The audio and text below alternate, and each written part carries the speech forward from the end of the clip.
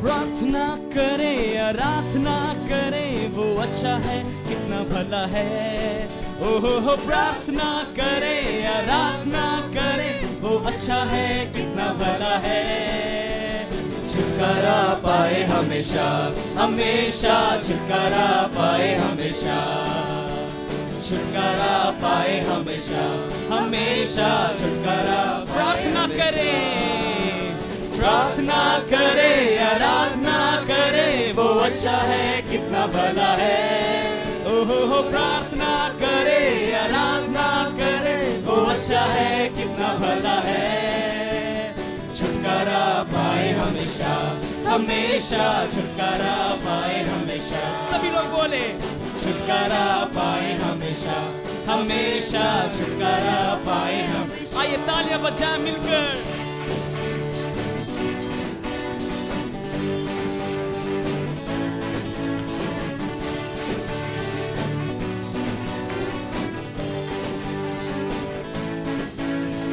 प्रार्थना करो निरंतर, प्रार्थना करो विश्वास से। कहिए प्रार्थना करो निरंतर, प्रार्थना करो। एक बार फिर से कहें, प्रार्थना करो निरंतर, प्रार्थना करो विश्वास। प्रार्थना करो, प्रार्थना करो निरंतर, प्रार्थना करो विश्वास से। धर्मी जन की प्रार्थना विश्वास की प्रार्थना तोड़ती है सारे बंधन। धर्मी जन की प्रार्थना विश्वास की प्रार्थना तोड़ती है सारे बंधन। प्रार्थना करे आराधना करे, वो अच्छा है कितना भला है। ओहो प्रार्थना करे आराधना करे, वो अच्छा है कितना भला है। छुटकारा पाए हमेशा हमेशा, छुटकारा पाए हमेशा, छुटकारा पाए हमेशा हमेशा, छुटकारा पाए हम। आइए तालियों को बजाएं।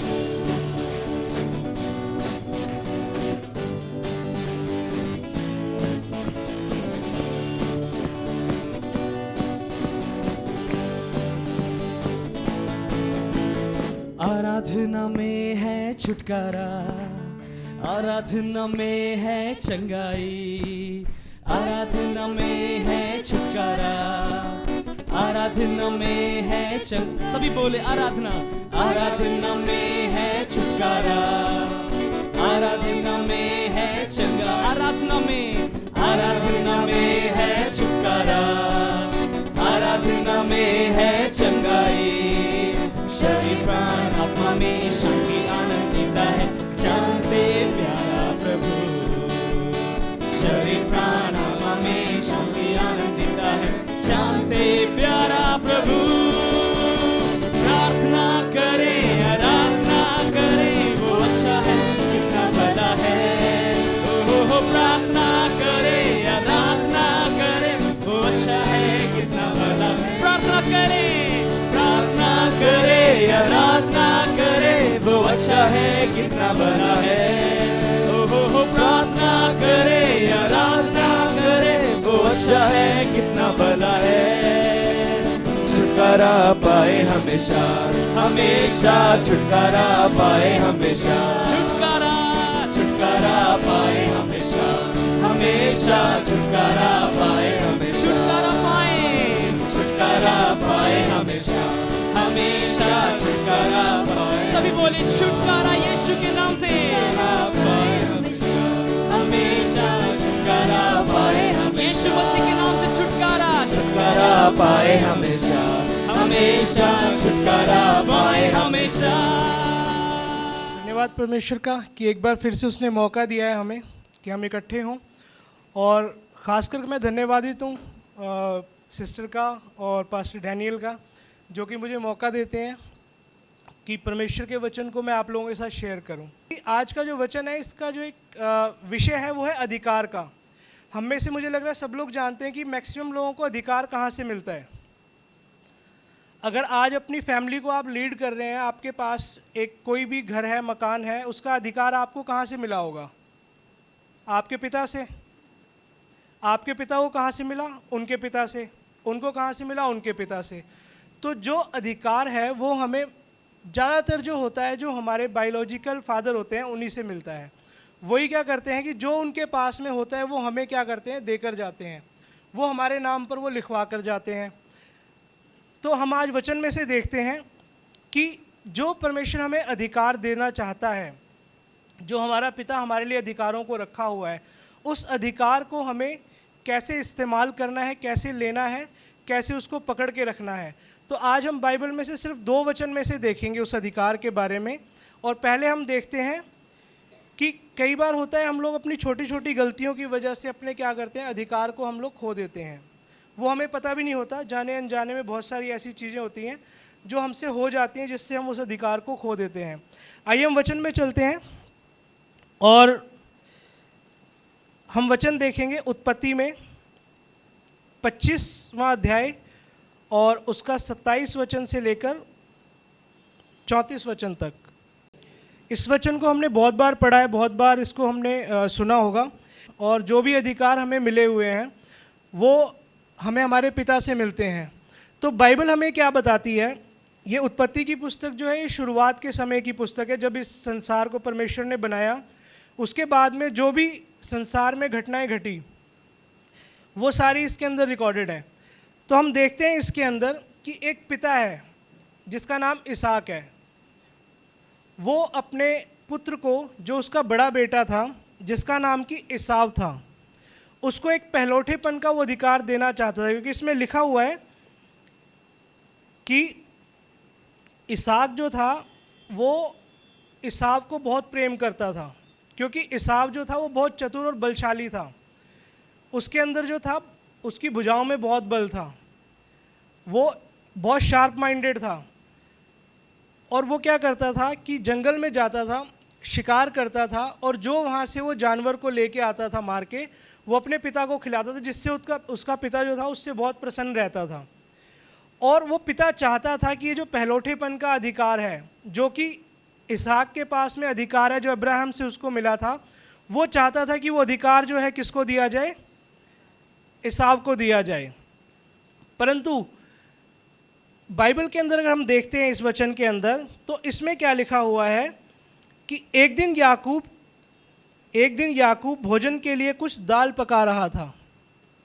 एक इंसिडेंस था, एक घटना हुई वहाँ पर कि याकूब जो है वो आराम से बैठा हुआ है, दाल पका रहा है। क्योंकि याकूब जो था वो बहुत ज़्यादा बलशाली नहीं था, याकूब जो था वो बहुत ज़्यादा शार्प माइंडेड नहीं था, वो बहुत ज़्यादा चतुर नहीं था, बहुत ज़्यादा वो समझदार भी नहीं था। और उसके अंदर इतना भी अपने अंदर कॉन्फिडेंस नहीं था कि वो जाकर जो है अपने पिता को प्रसन्न करने के लिए जैसा उसका बड़ा भाई करता था वैसा कुछ करे। परंतु क्या होता है, एक दिन जब वो दाल को पका रहा था और एसाव जंगल से थका हुआ आया। एसाव जो था वो बहुत थका हुआ था, वो शिकार करके आया, उसको हो सकता है कुछ ना मिला हो, लेकिन वो बहुत थका हुआ था। और उसके बाद में क्या होता है, तब एसाव ने याकूब से कहा, वह जो लाल वस्तु है उसी लाल वस्तु में से मुझे कुछ खिला, क्योंकि मैं थका हुआ हूँ। एक भाई जो था, बड़ा भाई, वो अपने भाई से बोल रहा है कि जो तू ये पका रहा है इसको मुझे खिला दे, क्योंकि मैं बहुत थका हुआ हूँ। अब उस टाइम पे हो सकता है उसके पास में कोई घोड़ा, कोई ऐसी चीज़ नहीं होगी जिससे कि वो जिसकी सवारी करके वो गया हो जंगल में, पैदल गया होगा, भागता दौड़ता गया होगा, थका हुआ था वो। और उसके बाद में वो क्या कहता है, उसी लाल वस्तु में से मुझे कुछ खिला, क्योंकि मैं थका हुआ हूँ। इसी कारण उसका नाम एदोम भी पड़ा। याकूब ने कहा, अपना पहलौठे का अधिकार आज मेरे हाथ बेच दे। याकूब चतुर नहीं था, वो चालाक नहीं था, लेकिन उसको इतना ज्ञान था कि मैं कहाँ पर इससे वो चीज़ को मैं हासिल कर सकता हूँ। उसने क्या किया, उस एक समय के भोजन के बदले एसाव से क्या बोलता है कि जो मैं तुझे खिलाऊंगा, मैं तुझे खिला तो दूंगा, तू खा ले इसको, लेकिन जो तू पहलौठा है, जो अधिकार इसहाक तुझे देने वाला है, वो अधिकार जो है तू मेरे हाथ बेच दे। अगर कोई भी छोटा भाई बड़े भाई से बोलता है ऐसे, तो जनरली ऐसे होता नहीं है, लेकिन कई बार क्या होता है कि हम लोग उन चीज़ों को बहुत तुच्छ जानते हैं जो हमें अधिकार मिले हुए हैं। तो यहाँ पर आगे क्या कहता है एसाव? एसाव ने कहा, देख मैं अभी मरने पर हूँ। सिर्फ वो मुझे लगता है एक दिन का भूखा होगा, उसके बावजूद भी उससे वो भूख बर्दाश्त नहीं हो रही थी। उसने उस पहलौठेपन को बहुत तुच्छ समझ लिया जो उससे वो मांग रहा था। जो अधिकार उसके पिता वो उसको देना चाह रहा था, जो उसको दिया हुआ था, उसको उसने बहुत तुच्छ जान लिया। उसने बहुत मामूली समझा। उसे लगा कि इससे कोई फ़र्क नहीं पड़ेगा कि ये मैं पहलौठा हूँ तो ये हो जाएगा, जो मेरे पास अधिकार है वो इसे मिल जाएंगे, लेकिन अभी क्या है, मुझे मेरे सिर्फ भोजन मुझे चाहिए, मुझे सिर्फ खाने के लिए चाहिए। और यहाँ पर क्या हम देखते हैं कि जो याकूब था उसने अपनी चालाकी को दिखाया, उसने अपनी चतुराई को दिखाया कि उसने अपने भाई से वो चीज़ मांगी। हो सकता है कि उस टाइम पे इसका और भी कुछ हो सकता था, इसका रिएक्शन कुछ और हो सकता था। हो सकता है उस टाइम पे एसाव जो है उससे गुस्सा हो जाता, जब वो बहुत बलशाली था। हो सकता है वो उसको मार के और जो उसका भोजन था वो खा सकता था। लेकिन हो सकता है कि परमेश्वर की इच्छा यही थी, क्योंकि हम शुरुआत से जब भी देखते हैं एसाव एक ऐसा इंसान था जो उसका पिता उसको मना करता था वो हर चीज़ वो करने के तैयार रहता था। उसने बोला कनानी लड़कियों से शादी मत करना, उसने फिर कनानियों से ही शादी करी। उसका पिता जो भी बोलता था उसके अगेंस्ट रहता था, लेकिन फिर भी उसका पिता उसको एक अपना अधिकार देना चाहता था। आगे इसमें वचन में लिखा हुआ है, याकूब ने कहा, मुझसे शपथ खा। याकूब यहाँ पर बहुत चालाकी, बहुत चतुराई दिखाई उसने। इस वचन से एक चीज़ हम और सीखते हैं कि हमें परमेश्वर के लिए ना उसकी आशीष को लेने के लिए चतुर रहना चाहिए। परमेश्वर अगर कुछ हमें अधिकार देना चाहता है तो वहाँ पे हमें अपनी चतुराई को दिखाना चाहिए। किसी का नुकसान करने के लिए नहीं, लेकिन परमेश्वर के लिए चतुराई को ज़रूर दिखाना चाहिए। अगर उसने ज्ञान बुद्धि दिया है तो उसको परमेश्वर के लिए कैसे इस्तेमाल करना है उसको हमें करना चाहिए। तो अतः उसने शपथ खाई और अपना पहलौठे का अधिकार याकूब के हाथ बेच दिया। 2 रोटी और थोड़ी सी मसूर की लाल दाल के लिए उसने क्या किया, अपने अधिकार को उसको दे दिया। शपथ खा ली कि मैं शपथ खाता हूँ कि आज से अधिकार तेरा है, मुझे बस सिर्फ ये 2 रोटी और दाल दे दे। लेकिन अगर एसाव अलग तरीके से सोचता कि ये मुझसे जो मांग रहा है उसके बदले मैं तो अभी फिर जाता हूँ जंगल में, कोई और जानवर को पकड़ूंगा, मारूंगा, पकाऊंगा और अपनी भूख को शांत करूंगा। लेकिन वहाँ पर क्या हुआ, उसका जो दिमाग था, जो उसकी एक ज्ञान था, वो काम करना बंद कर दिया सिर्फ इस वजह से क्योंकि वो भूखा था। उसने अपनी भूख को बहुत ज़्यादा प्रायोरिटी दे दी। उसने अपने जो उसको एक खाने की लालसा थी उसको बहुत ज़्यादा उसने बढ़ावा दिया। और वो कहता है कि सिर्फ तू मेरे से पहलौठेपन का अधिकार ले ले, शपथ खा ली मैंने, सिर्फ ये मुझे दाल और रोटी दे। और उसके बाद में क्या होता है, इस पर याकूब ने एसाव को रोटी और पकाई हुई मसूर की दाल दी और उसने खाया और उठकर चला गया। यूँ एसाव ने अपना पहलौठे का अधिकार तुच्छ जाना। आज हमारे जीवन में भी बहुत सारी चीज़ें होती हैं एसाव की तरह, बहुत सारी चीज़ें ऐसी आती हैं। आज हमें सोचना है इस चीज़ को लेके। मेरे जीवन में भी ये चीज़ें घटनाएं घटती हैं कि कई बार क्या होता है, जो परमेश्वर ने एक अधिकार दिया है ना, वो कई बार हम उसको तुच्छ जानने लग जाते हैं। परमेश्वर ने हमें सिखाया है कि इस कार्य को नहीं करना। परमेश्वर ने अधिकार दिया कि हम प्रार्थना करें और लोग चंगे हों। लोग चंगे हो रहे हैं, लोगों के जीवन में कार्य हो रहा है, हमारे जीवन में कार्य होता है। लेकिन हम क्या करते हैं, किसी भी एक छोटी सी चीज़ के लिए, बहुत बार ऐसा होता है कि हम जॉब कर रहे हैं, नौकरी कर रहे हैं, कहीं हमारे मन में किसी चीज़ को लेकर लालच आ गया, हम उन चीज़ों को एक बार इग्नोर कर देते हैं कि परमेश्वर ने हमें इतना अधिकार दिया, चीज़ को हम हासिल कर सकते हैं। परंतु फिर भी हमारे मन में वहाँ पर एक हेरा फेरी आती है। वहाँ पे हमारे मन में एक क्या होता है, हम गलत चीज़ के लिए अपनी चतुराई को दिखाते हैं। जैसे यहाँ पर क्या हुआ, एक छोटी सी चीज़ के लिए एसाव ने अपना पहलौठेपन का अधिकार जो था अपने छोटे भाई के हाथ बेच दिया। हम बाइबल को जब पढ़ते हैं उसके अंदर एसाव का जिक्र उत्पत्ति के बाद में कहीं पे नहीं है। एसाव को कोई नहीं जानता, लेकिन याकूब जिसने कि उस टाइम पे चतुर नहीं था, बलशाली नहीं था, उसके अंदर कोई क्वालिटी नहीं थी, उसके बावजूद भी सिर्फ उसने कुछ क्षण के लिए अपनी चतुराई को दिखाया उस आशीष को लेने के लिए। और आज हम देखते हैं कि याकूब के नाम से पूरा एक देश बसा हुआ है, और वो देश भी बहुत सक्षम देश है, इज़राइल। सारे याकूब के वंशज हैं वहाँ पर। याकूब से एक नई जाति को परमेश्वर ने बना दिया। आज हम अगर देखेंगे कभी इज़राइल के बारे में आप पढ़ेंगे या सुनेंगे, वर्ल्ड की बेस्ट सिक्योरिटी मानी जाती है वहाँ की। परमेश्वर की आशीष है उसके ऊपर। वो आशीष आज जो उनको मिल रही है वो उसके जो पूर्वज रहे हैं याकूब, इसहाक, इब्राहिम, वो उनसे चली आ रही है। तो अधिकार जो है वो परमेश्वर ने वहाँ से उनको दिया हुआ है। भले उनके ऊपर बहुत सारी कठिनाइयाँ आई, भले हमने अगर हिस्ट्री में पढ़ा हो तो इजराइलियों के ऊपर बहुत अत्याचार हुए। एक बार हम देखते हैं, अगर हिटलर के बारे में सुना होगा, उसका एक मोटिव था कि वो इजराइलियों को ख़त्म कर दे इस संसार से। बहुत सारे लोगों ने क्या किया, इजराइलियों को दबाने की कोशिश की, उनको मारने की कोशिश की, परंतु आज भी वो देश जो है बहुत सक्षम है।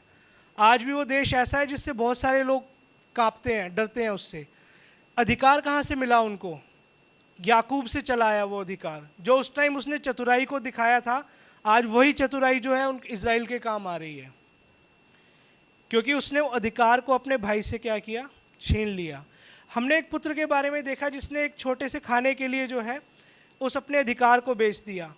अगर हम नए नियम में जाते हैं, एक हमारे लिए बहुत बड़े मार्गदर्शक हैं, एक बहुत बड़े जिसके नाम से हम लोग सब इकट्ठे हुए हैं, यीशु मसीह के नाम से। अगर हम देखते हैं अधिकार के बारे में, यीशु मसीह ने कभी भी अपने अधिकारों का गलत इस्तेमाल नहीं किया, ना उसने अपने अधिकारों को किसी के हाथ में बेचा कभी। एक बार हम वचन में से अगर देखना चाहें तो देखते हैं मत्ती की पुस्तक,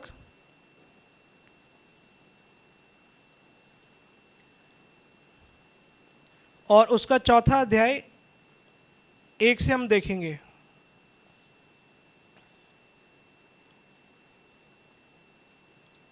यहाँ हम देखते हैं एक पुत्र है। एक पुत्र वो था जिसने अपने पहलौठेपन का अधिकार तो जो बहुत सी चीज़ के लिए बेच दिया, जबकि उसके अंदर बहुत सारी काबिलियत थी, बहुत कुछ वो कर सकता था। एक ऐसे अपने भाई के हाथ बेच दिया जिसके अंदर कोई काबिलियत नहीं थी। सिर्फ एक समय का फेर था कि उसने सही समय पे सही चीज़ को उसने ले लिया। एक वचन में हम देखते हैं यहाँ पर मत्ती की पुस्तक और उसका 4 अध्याय अगर हम देखते हैं, यहाँ पर लिखा हुआ है पहले वचन से, तब आत्मा यीशु को जंगल में ले गया ताकि इब्लीस से उसकी परीक्षा हो। वह 40 दिन और 40 रात निराहार रहा। तब उसे भूख लगी। तब परखने वाले ने पास आकर उससे कहा, यदि तू परमेश्वर का पुत्र है तो कह दे कि ये पत्थर रोटियां बन जाएं। यीशु ने उत्तर दिया, लिखा है, मनुष्य केवल रोटी ही से नहीं परंतु हर एक वचन से जो परमेश्वर के मुंह से निकला है जीवित रहेगा। आमीन। एक पुत्र के बारे में वहाँ पर हमने देखा जिसने एक तुच्छ सी चीज़ के लिए अपने अधिकार को बेच दिया, और एक पुत्र यहाँ पे हम देखते हैं जो ऐसा है जिसके पास में सारे अधिकार हैं। अगर वो चाहता तो उसको भूख भी नहीं लगती, अगर वो चाहता तो उसको प्यास भी नहीं लगती, अगर वो चाहता तो हर एक कार्य को कर सकता था। परंतु यहाँ पर क्या होता है कि उसकी एक परीक्षा हो रही है जब वो इस संसार के अंदर था, क्योंकि परमेश्वर ने उसको भेजा था और शैतान क्या करना चाहता था कि यीशु मसीह को गिराना चाहता था। वो चाहता था कि जो यीशु मसीह का अधिकार है वो ले ले, क्योंकि यहोवा के बाद में परमेश्वर के बाद में कोई अगर दूसरी बड़ी शक्ति इस संसार में है और थी और रहेगी, वो है यीशु मसीह। तो शैतान चाहता था कि यीशु मसीह जो है नष्ट हो और इसका अधिकार जो है मेरे पास आए। शैतान उसको क्या बोलता है, ये यीशु मसीह जब इस संसार में थे तब की घटना है ये। तब आत्मा यीशु को जंगल में ले गया ताकि इब्लीस उसकी परीक्षा ले। शैतान क्या जंगल में इसलिए लेके गया उसको आत्मा कि जो दुष्ट है उसने परमेश्वर से बोला था कि मैं इसकी परीक्षा लेना चाहता हूँ, और उसने उसको परीक्षा लेने के लिए अलाउ किया। और शैतान उसको क्या बोलता है, जब यीशु मसीह 40 दिन और 40 रात तक बिना कुछ खाए पिए, एक पुत्र वो था जिससे एक समय की भूख बर्दाश्त नहीं हो रही थी, एक पुत्र ये है जो 40 दिन और 40 रात से भूखा है। कोई भी अगर हम देखते हैं कोई ह्यूमन 40 दिन और 40 रात तक अगर भूखा रहता है तो शायद वो इस संसार में जीवित नहीं रह सकता। परंतु उसके बाद में क्या होता है, तब उसे भूख लगी। ऐसा नहीं कि उसको भूख नहीं लगी, उसको भूख लगी। जैसे उस टाइम पे इसाव को भूख लगी थी, वैसे ही यहाँ पर यीशु मसीह को भी भूख लगी। तब परखने वाले ने पास आकर उसे कहा। परखने वाला कौन था वहाँ पर? शैतान था, दुष्ट था, जो कि चाहता था कि उसको गिरा दे, जो कि चाहता था कि यीशु मसीह का जो अधिकार है, जब यीशु मसीह कॉम्प्रोमाइज़ करे उसके साथ में, जब एक समझौता करे, तो वो उसको गिराए और उसका जो अधिकार है पहलौठेपन का, उसका जो पुत्र होने का अधिकार है, वो उसके हाथ से चला जाए। तब क्या होता है? तब परखने वाले ने पास आकर उससे कहा, यदि तू परमेश्वर का पुत्र है तो कह दे कि ये पत्थर रोटियां बन जाएं। शैतान उसको परख रहा था। यीशु मसीह को पता था कि अगर मैं बोलूँगा तो ये रोटियां पत्थर जो है रोटियां बन सकते हैं। इसीलिए दुष्ट उसको बोल रहा था कि अगर ये बोलेगा इन पत्थरों को कि रोटी बन जाओ, अगर वो बोलेगा कि ठीक है ये रोटियां बन जाए और इसको एक जब खा लेगा, खाने के बाद में क्या होगा, इसकी जो एक परीक्षा चल रही है, जो ये 40 दिन 40 रात से भूखा है, तो ये क्या करेगा, जैसी उस रोटी को खाएगा तो ये क्या करेगा, उस परीक्षा के अंदर जो है ये फेल हो जाएगा, जो कि वो उसकी परीक्षा लेना चाह रहा था। परंतु उसके बाद में यीशु मसीह उसको क्या जवाब देते हैं? यीशु ने उत्तर दिया, लिखा है, मनुष्य केवल रोटी से ही नहीं परंतु हर एक वचन से जो परमेश्वर के मुंह से निकलता है जीवित रहेगा। यीशु मसीह ने उसको क्या जवाब दिया? आज अगर यीशु मसीह को संसार की मैक्सिमम ज़्यादातर जो एक आबादी है यीशु मसीह की शिक्षाओं को मानते हैं, यीशु मसीह के पीछे चलते हैं, जो वो बताकर गए उस रास्ते पे चल रहे हैं, तो उसका कारण जो है वो ये है, क्योंकि यीशु मसीह ने कहीं भी कॉम्प्रोमाइज़ नहीं किया, उसने अपने अधिकार को नहीं छोड़ा। जो उसके पिता ने उसको एक अधिकार दे के भेजा हुआ था, जो उसने बोला था कि तेरा ये अधिकार है, तू ये कर सकता है, ये तेरे पास अधिकार है, उसका उसने गलत फ़ायदा नहीं उठाया, ना ही उसने किसी के हाथ उसको तुच्छ जानकर बेच दिया।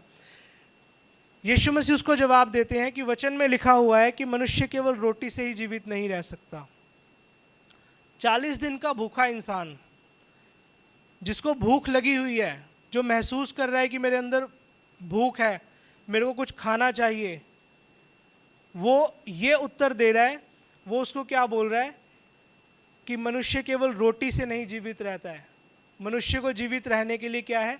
परमेश्वर का वचन, जो वचन उसने दिया है उस वचन के अनुसार भी वो जीवित रह सकता है। आज चुनाव हमारे पास में है कि हम क्या करना चाहते हैं जीवन में।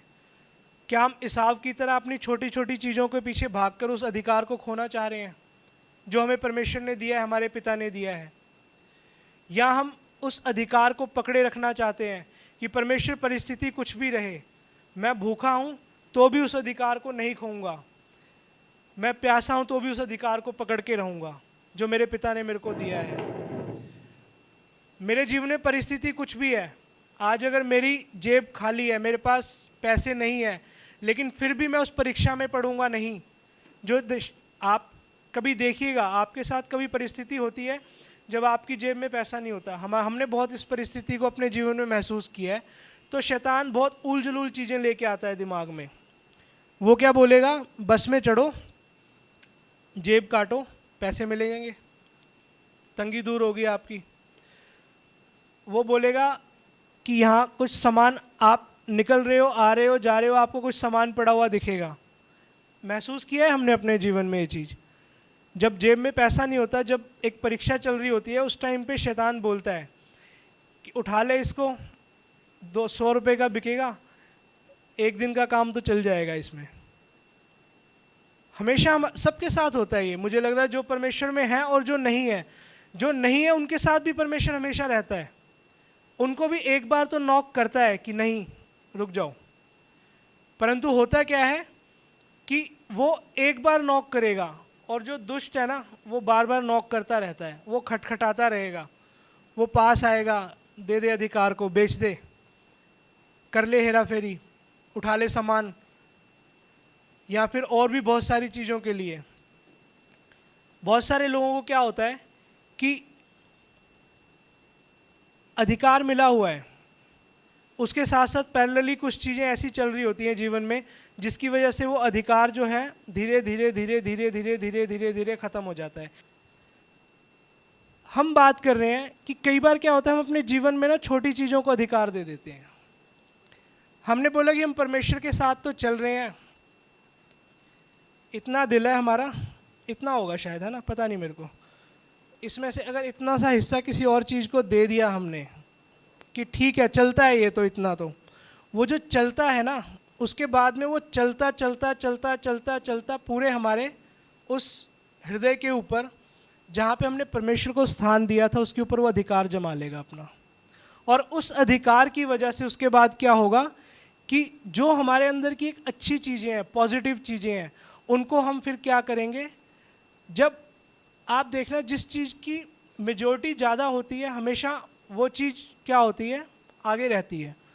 जब हमारे जीवन में उन चीज़ों को, हमारे हृदय में उन चीज़ों को एक बीज मिल गया और वो पनपनी शुरू हो गई, हमने छोटा अधिकार दिया किसी चीज़ को, गलत चीज़ को, और वो फिर वो धीरे धीरे बढ़ती गई, क्योंकि हम उसको फिर अपने अंदर क्या करते हैं, बढ़ने का मौका देते हैं।